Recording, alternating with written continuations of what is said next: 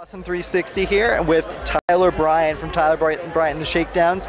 He played this morning, Saturday morning at ACL Festival, and Tyler, tell me what it was like being one of the first bands on Saturday. It was awesome, man. We were the breakfast before the main course. You know, it was a good time. You know, we started out and there was about 5 people in the audience, and by the end of the set there was probably close to 2,000. So everyone was really into it, and we had a blast. So you proved yourself. You won some people over, it sounds like. I hope so. We've had about 100 tweets about the show so far. So now you really got into blues music starting out, right? That was what first really did it for you. But how have you taken that forward? We were talking about who you're influenced by and kind of what you're doing now. Tell people kind of where you're at, what you're doing musically. Yeah, well, I grew up listening to Lightning Hopkins and Muddy Waters and bands like, or like guys like that. And then when I got into high school, I started listening to Black Crowes and the Rolling Stones and Tom Petty and the Heartbreakers, and it inspired me to write songs and kind of do my own thing with it.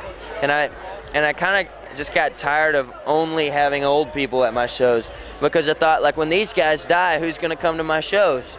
So I wanted to do something that kids my age could relate to and could latch on to, and also, I mean, give them a piece of the music that I love. So. And you said you wind up turning your friends on to blues artists and stuff. Yeah. I mean, how much do you share? How much have they gotten into blues just because of you? I mean, I share all the time, and it's crazy because, people will write us emails saying, I've never really listened to this kind of music before, but you got me into this, and it's been really cool. I mean, I was always a kid in school who would know the song in the background of the history movie, and everyone else is like, this is boring. But it's come full circle, I guess. Now you're from Nashville, right? Well, I'm from Texas. But you're in Nashville right now. I live in Nashville. Yeah, we were talking about your first gig was in Paris, Texas when you were how old? I was 11 years old. Yeah. Let's talk about that a little bit, about playing at 11 years old. Yeah, I was with a man named Roosevelt Twitty, who actually is the man that turned me on to blues music, and it was with his band, the Blues Buddies, and yeah, it was really fun. And that was at 11, and we were just talking that recently you played the Ryman in Nashville with Jeff Beck. That's a long way you've come. Talk about that tour, about that experience playing in such a legendary place. Well, it's funny how I got on that tour with Jeff. Is I sent my booking agent an email saying, Jeff Beck's coming to the Ryman, can I get a ticket? And he writes me back, sorry, sold out. And I was like, dang it. Well, he emailed Jeff's agent a video of me playing, and they asked me to come out and do the whole tour except for the Ryman date. And so about 4 nights into the tour, Jeff's like, you live in Nashville, right? I said, yeah. He's like, well, why aren't you on the Ryman show? And so he had me added to the bill. And so I played the Ryman with him, and just walking out on stage with him during the encore, we played Higher by Sly and the Family Stone, and it was just such a memorable experience. Was it everything you expected? It was scary and everything I expected. It's just, I mean, as a guitarist, that's a dream come true. Now you drove in last night from Beaumont, is that right? Yeah, we were in Beaumont last night and then Dallas the night before. And drove in last night, got 2 hours of sleep, and then just got up this morning and hit the stage. Are you going to get to see anybody later on? I know you've been doing interviews. Who are you going to see later on? What's the rest of the day look like for you? Well, I don't really know who's playing, but I know that Stevie Wonder is playing, and that's where you'll find me. Any songs you're really amped to hear from him, or do you just whatever he throws out there? I'm dying to hear Livin' for the City. I've never seen Stevie live, and I'm just a diehard fan, so. So what's the next year look like for you? Well, the From the Sandcastle record comes out on the 20th. I'm going back out on the road with Jeff Beck October 10th. We're starting West Coast and Canada, and then November we're starting a record with Bob Rock. And From the Sandcastle is this record right here. Yeah, check it out. It comes out September 20th. Fantastic. Well, hey Tyler, thank you very much. It's been great talking to you. Have a great time here in Austin. Hey, this is Matthew Odom from the Austin American Statesman here with Patrick Caldwell and Chad Swiatecki reporting live from day 2 of the Austin City Limits Music Festival. Well, the governor had asked for us to pray for rain, but apparently it took a hedonistic music festival to really open up the skies. If only we'd known. If only we'd known, we would have done it a long time ago. Day 2 has brought more rain. It started around 2 o'clock and then ceased, and now it's picked up again here in the 4 o'clock hour. the good thing about rain is it brings the occasional cool breeze, and there's nothing better than a cool breeze on a warm summer day. It's you know that everybody's experiencing the same sense of relief and joy at the same time. So it kind of... Knock on wood, we're not looking at 2009 rain yet. No, the grass is really soft. No mud yet. You seen any mud, Patrick? I have seen no mud at all. I might go so far as to say I've been to every ACL but 2 of them. I think weather-wise, this is probably the best one yet. I would agree. I've been to all of them, and I think it's the best weather so far, especially if that breeze picks back up. Speaking of cool breezes, that Kanye West last night, first time I'd ever seen the guy. Fascinating performance, came up from the east side of the park in the middle of the crowd on a huge machine about 30 feet in the air, started his song, came down, then marched to the stage. Fascinating performer, a real mix of massive ego and maybe a little bit of self-esteem problems.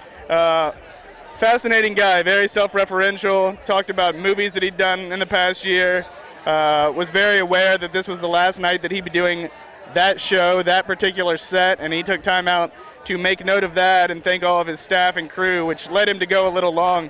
What did you think of the music part of the performance, Patrick? I was solidly impressed, but it was not the best, anything even close to the best headlining performance I've seen. This is very much a kind of personal take on things, but as much as I like Kanye West and as much as I appreciated the great choreography and the great dancers he had, I couldn't help but kind of wish he'd taken all the money he'd spent on production and dancers and put it into having a full band. Because when I was seeing songs like Touch the Sky, all I could think about was how much better it would have been if they'd had a horn section, for instance, to kind of play the Curtis Mayfield sample that's at the core of that song, or if they'd had a choir to really do all the lights up in a more impressive way. No, for the most part, it was Kanye, a couple of people on keys, and a backing track, and I thought that was a little bit disappointing. I was also a little bit let down that we didn't get any guests. Nas, obviously, at least was in the park, so we could have, if nothing else, seen We Major. But, you can't fault the guy in terms of passion. He played a great set list. He hit it as hard as he possibly could, and it wasn't as great as, maybe it could have been, but I still had a great time. Yeah, good point about the allocation of resources there. It did seem a little spare at times. At the other end of the park last night, Coldplay held down the other headlining spot. Chad was over there. Chad, what do you think of that show? Coldplay did what Coldplay's going to do. They're a huge pop rock band at this point, and everything you really wanted to hear from that band nailed, mostly to perfection. Some personal notes, just some nice little cheeky moments, some jokes from Chris Martin. But it was up and down professionalism from the beginning to end. You heard all the hits you're going to want to hear, some glimpses of the new record. You're not going to get surprises from Coldplay, but you're not really going to get let down either. So I think in terms of just being a pop rock band, they're great. Chris Martin made a great joke during a song, I can't remember which one off the top of my head, about all the girls in the crowd wanting to see Coldplay while the guys they were with wanting to go see Kanye, or wishing they were at Kanye. So, little self-deprecating, which, he does very well. Person I was with watching the show who's seen Coldplay a number of times said she's seen him more involved, more connected to the audience, thought he was kind of clipping some of his phrasings a little bit just because maybe he wasn't 100% enthusiastic about it. I couldn't tell. This is like my 3rd time seeing them, but I thought it was just a solid show. 3rd time. 3, not 3-0, 3. So yeah, just good. Highlights from yesterday and so far early today. Yesterday in the afternoon, I saw Big Boy on the main stage, who just completely crushed it. Really incredible. This morning, Phosphorescent, around 2 on the Austin Ventures stage. Sounded great. Sometimes you wonder, in a just world, maybe they'd have the money that Kings of Leon has, and vice versa. They broke up, so maybe they get some of that money now. Maybe some of that money will be spread around. What were some of the highlights at the end of the day yesterday and early for you today, Patrick? Big Boy, as mentioned, I had a great time at. I mourned Andre 3000 not being there, but I still love the Outkast songs every bit as much. Today, the first guy I saw at the park was Aloe Black at about 12:30. Absolutely amazing performance, really killed it. I caught Charles Bradley yesterday, thought he was great, wrote a glowing review on the blog, but Aloe Black really surprised me. He went 15 minutes over his time, and I couldn't have been happier. He waited to play I Need a Dollar, his signature song, until the last minute. did a couple of really good fake outs and fooled the audience into thinking he was playing it and didn't. But he delved really, really deep into his most recent record, and I was really impressed. I really am appreciating how much, kind of like soul and soul derivatives are on display at this festival, from Charles Bradley to Fits in the Tantrums to Aloe Black to obviously the king of them all, Stevie Wonder tonight. As a soul fan, I'm really appreciating the booking this year. Chad, late yesterday highlights, early today? Like Patrick and our fellow co-worker Deborah Sanjupta Stith, we are heading the Charles Bradley fan club. That man is a national treasure. If you leave one of his sets without just loving life, you got some problems. You need to look in the mirror. Just a great, great, riveting performer. Went and saw Santi Gold last night, and she was fun from start to finish. Got some new glimpses of her record coming up, and as I wrote a review of her show, unlike a artist like Janelle Monáe or MIA, she really breaks down any wall between her and the audience. She's really interacting with you, getting you to have fun, wanting you to have fun, enjoying that she's up there, which I think MIA doesn't do anymore. So she was great. Like I said, pure fun. Our friend Omar Gallaga at the Statesman tweeted he just loved her. He saw her almost on accident. It was just his discovery of the day. And today went and saw Alexander, who is, a lot of people know him as Edward Sharpe, or would mistakenly call him Edward Sharpe. All three of us were at that show, and just basically a lot like Edward Sharpe for the most part. Kind of the boho hippie folk thing. So you couldn't really tell the difference. If you told me that was Edward Sharpe in the Magnetic Zeros, I would have believed you. But still great, still very kind of intimate and personal. Endearing is a good word for it. Shared a great story because when he was here a few months ago with Edward Sharpe for the Railroad Tour with Mumford & Sons, I think this show was one of the last dates of that tour, and wrote a song based on being in Austin called Train in the Sky. Was that what it's called? And just a great little story about writing that song here in Austin, as he had this phrase, train in the sky, going through his head. So that was kind of a nice little moment of that show. We all kind of liked him a lot, I thought. Yeah, he was good. He kind of reminded me of like a Woody Guthrie as a reggae artist. I don't know. What do you think of him, Patrick? I think that's actually a pretty apt description.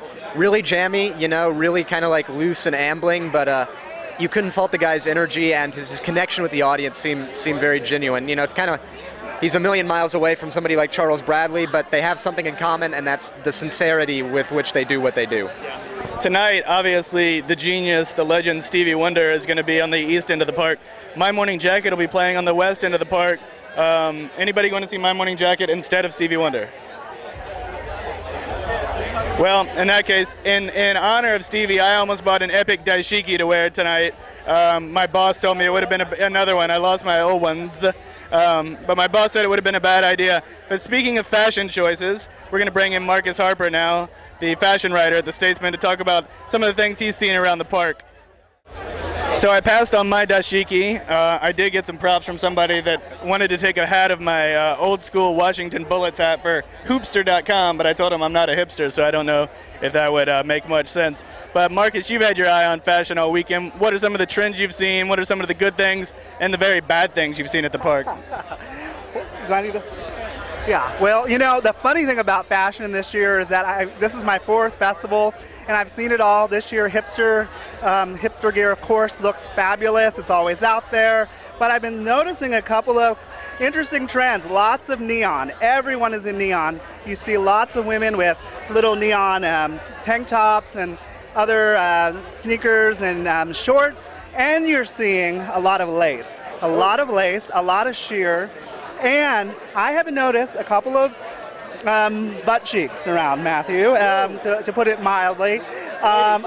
Lady butt cheeks, okay. A lot of thongs, and nice. These women are just walking through the field, through Zilker Park with very little on. It's hot outside. It is hot, but there's a taste level. You're crossing the line when you're showing all your bits. So that's been one of the big trends. And I've been noticing a lot of guys I've seen a lot of guys with their shirts off, but there have been a ton, everyone has their shirts off. This is a big excuse, and some of the guys don't have six-pack abs, and that's okay, but you know, maybe you need to find the right neon shirt to put on.